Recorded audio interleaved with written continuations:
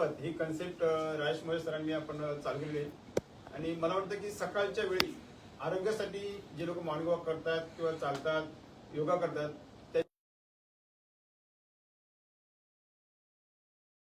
त्या याच्यामध्ये वेगवेगळ्या प्रकारे आपलं योगदान देत आहेत. ह्या सर्व संस्थांना एकत्रित आणून आणि सकाळच्या वेळी म्हणजे आरोग्यासाठी सकाळी जे चालणं असतं त्याबरोबर ह्या संस्थेला माहिती होणं ह्या उद्देशाने 2022 मध्ये पहिल्यांदा म्हणजे लॉकडाऊन नंतर राजेश मोरे सरांनी आपण एकत्रितपणे आनंदपथ ही कन्सेप्ट चालू केली. आनंदपथ रस्ता आरोग्याचं ही कन्सेप्ट होती. आणि ह्या कन्सेप्टला 30 ते 35 वेगळ्या संस्था, त्यात काही कल्चरल असतील, काही स्पोर्टच्या संस्था असतील, ह्या सहभाग घेतात.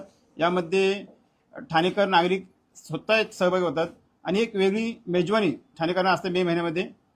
याच्या पुढे माहिती मी राजेश मोरे सर आयोजक आणि स्थानिक यांना सांगतो की पुढे माहिती द्यावी. आनंदपथ रस्ता आरोग्याचा या संकल्पनेतनं गेले 5 वर्ष सातत्यानं ठाणेकरांसाठी वेगवेगळ्या क्रीडा संस्था, वेगवेगळे प्रकार ठाणेकर नागरिकांना ह्या रस्त्यावर अवलंबता येतात. दरवर्षी हे सर्व प्रकार आम्ही सर्व्हिस रोडला इथे करत होतो.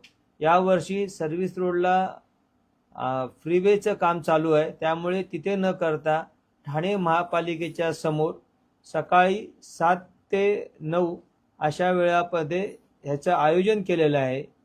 ह्यामध्ये वेगवेगळ्या संस्थांनाही आम्ही आवाहन केले आणि आमच्या आव्हानाला प्रतिसाद देऊन अनेक संस्था ह्याच्यामध्ये सहभागी होणार आहेत.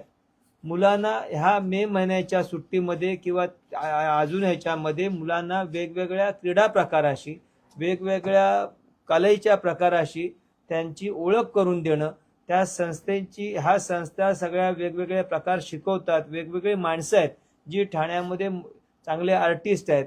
आमचे हेमंत घरत आहेत, आमचे भालेराव सर आहेत, आमचे साठे सर आहेत, एकूण अशा अनेक संस्था ह्याच्यामध्ये येणार आहेत.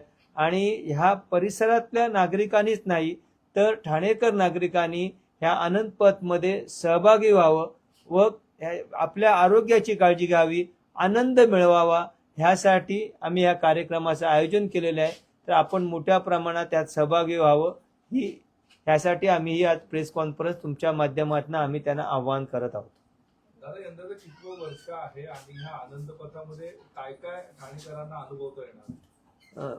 ह्या आनंदपथ या संकल्पनेचं हे 5वं वर्ष आहे आणि पाचही वर्षामध्ये नागरिकांचा मोठ्या प्रमाणात प्रतिसाद लाभलेला आहे.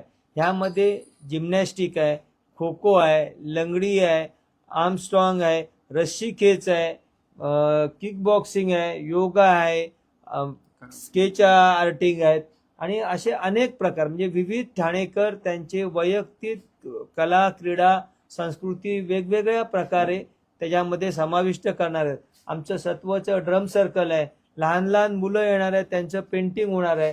त्यांना खडू आणि सगळी व्यवस्था देऊन ते स्वतःचं त्यांच्या कलागुणाला कशा पद्धतीनं संधी भेटेल.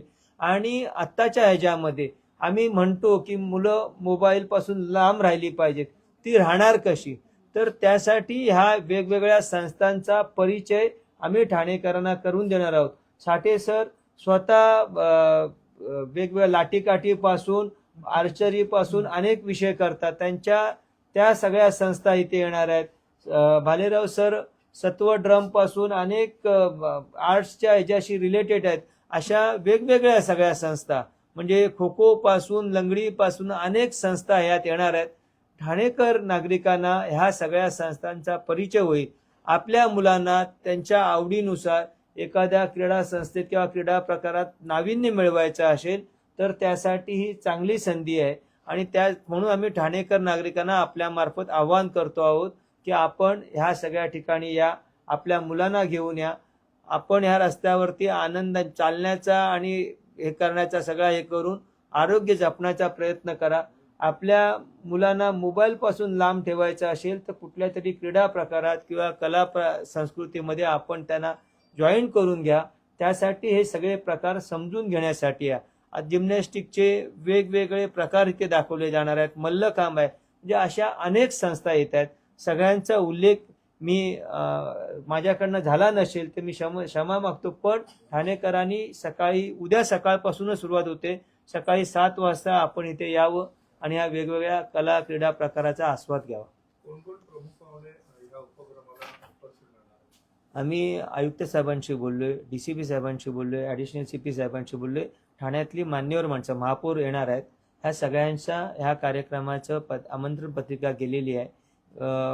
आज किंवा पहिल्या दोन्ही याच्यामध्ये वेगवेगळे मान्यवर 17 आणि 24 ह्या दोन्ही याच्यामध्ये वेगवेगळे मान्यवर इथे येणार आहेत.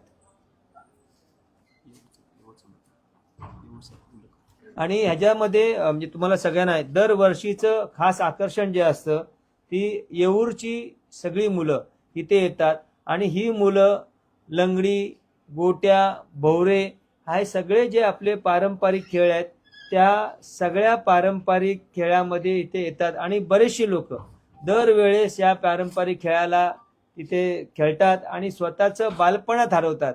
म्हणजे म्हणून आम्ही सांगितलं की अनंतपतला या आणि ही जत्रा आरोग्याची आनंद मिळवण्यासाठी आपण ह्या सगळ्या लहानपणी जाण्यासाठी या असं आम्ही आपल्याला आवाहन करत आहोत.